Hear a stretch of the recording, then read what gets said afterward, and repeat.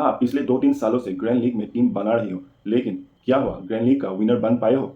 Grand league जीतना तो छोड़ो, क्या आप टॉप 10 या टॉप 100 में भी पहुंच विकेट नहीं ले रहे तो ऐसा हो सकता है कि लास्ट ओवर में 2 या 3 विकेट ले दे और आपको रैंक के लिए पुश कर। लेकिन इंपॉर्टेंट बात यह है कि आपने किस प्लेयर के ऊपर रिस्क लिया, ये इंपॉर्टेंट नहीं है। इंपॉर्टेंट ये है आपने किस प्लेयर को उस टीम में ड्रॉप किया है। बड़े प्लेयर को ड्रॉप करने के लिए हिम्मत चाहिए और वही हिम्मत आपको ग्रैंड लीग का विनर बनाता है।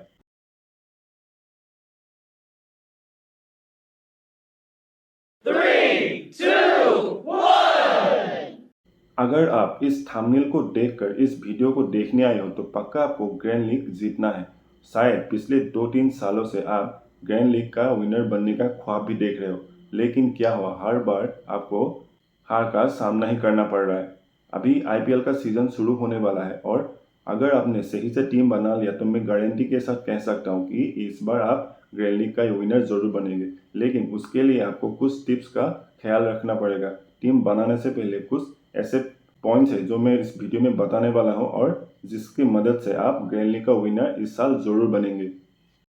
आप पिछले 2-3 सालों से ग्रैंड लीग में टीम बना रही हो, लेकिन क्या हुआ ग्रैंड लीग का विनर बन पाए हो? ग्रैंड लीग जीतना तो छोड़ो, क्या आप टॉप 10 या टॉप 100 में भी पहुंच पाए हो? Your answer is no. तो कभी सोचा है आपके साथ ऐसा क्यों हो रहा है? आपको क्रिकेट का नॉलेज सभी है, आप किसी भी प्लेयर का वीकनेस और स्ट्रेंथ दोनों को अच्छी तरह से जानते हो, फिर भी आपके साथ ऐसा ही हो रहा है। हर बार ऐसा हो रहा है। इतनी कोशिश करने के बाद भी आपका टीम रैंक में नहीं आता है।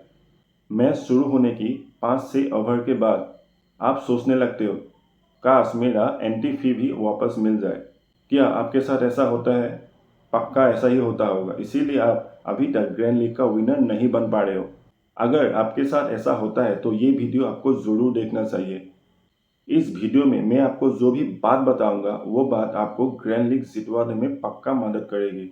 ग्रैंड लीग में टीम बनाने से पहले कुछ बातों का आपको ख्याल रखना पड़ता है।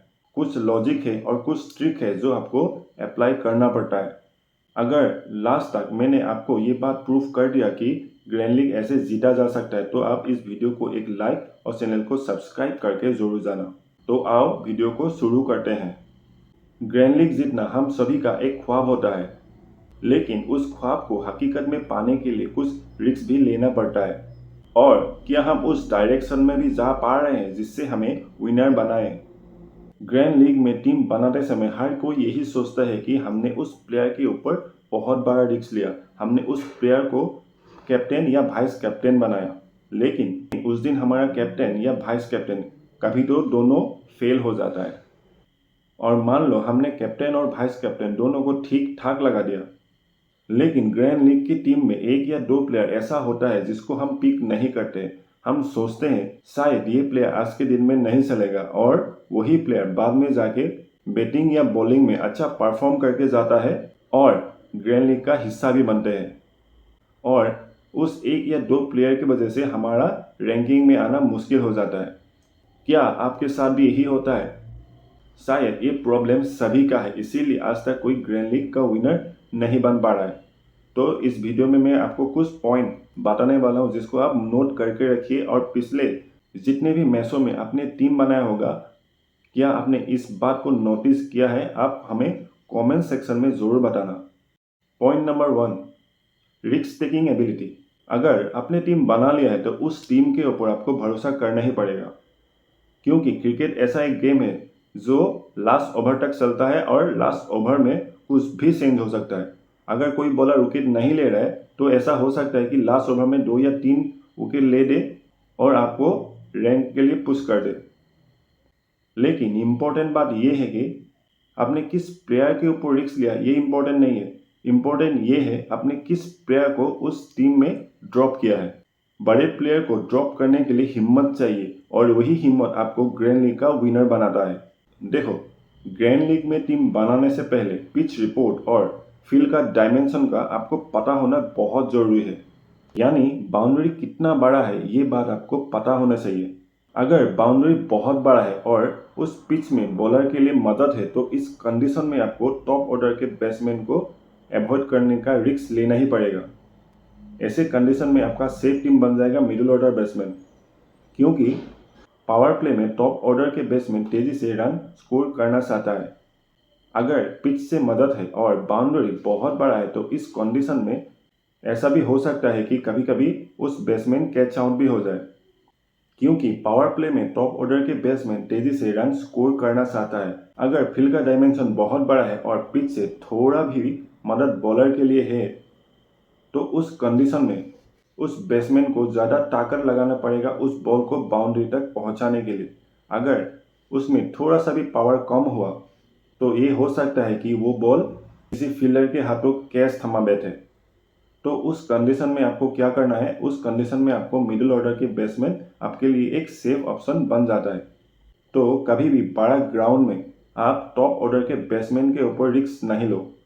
अगर रिस्क लेना है तो उसको कैप्टन या वाइस कैप्टन में मत रखो। पॉइंट नंबर 2,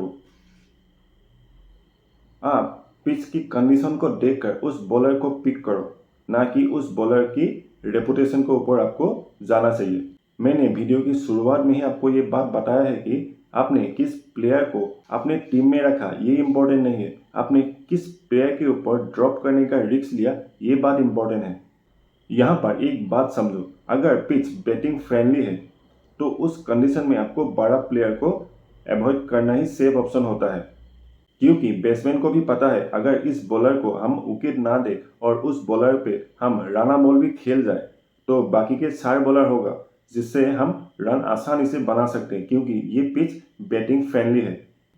तो हो सकता है उस मैच में उस बॉलर को विकेट ना मिले, तो उस कंडीशन में आपको ऐसे कुछ बॉलर को चूज करना पड़ता है जिसका सिलेक्शन परसेंटेज बहुत ज़्यादा कम है, क्योंकि बैट्समैन उस बॉलर को टारगेट करता है जिसका खास इतना प्रदर्शन होता नहीं है, लेकिन कभी कभी वो बॉलर ही आपको 2 या 3 विकेट लेके दे जाता है, क्योंकि बैट्समैन उस बॉलर को टारगेट करता है और उस टारगेट के चलते उस बॉलर पे ज़्यादा रन स्कोर करने का सोचता है और उस बातों से ही उस बॉलर के लिए उस दिन का विकेट लेने का चांस भी बढ़ जाता है। या तो कभी बाउंड्री में कैच दे देगा या तो स्टंपिंग या बोल्ड हो जाएगा। तो आपके लिए सेफ ऑप्शन वही होता है जो कि सिलेक्शन परसेंटेज बहुत ज़्यादा कम हो और पिच अगर बैटिंग फ्रेंडली है तो आपको पक्का उस बॉलर को चूज करना है जो कि इतना विकेट लेता नहीं है लेकिन कभी कभी 1 या 2 विकेट दे भी जाता है। इस वीडियो में मैंने आपको 2 टिप्स बताया है, इसको नोट डाउन करके रखो और जब IPL का मैच शुरू होगा तो इस बातों का ध्यान रख के एक टीम बना के देखो। अगर ये टीम आपको पहले की टीम से अच्छा परफॉर्म ना करते हुए देखे ना तो आके मुझे बताना। तो मिलते हैं कल एक नया वीडियो के साथ और नए कुछ टिप्स के साथ। तो तब तक के लिए नमस्कार।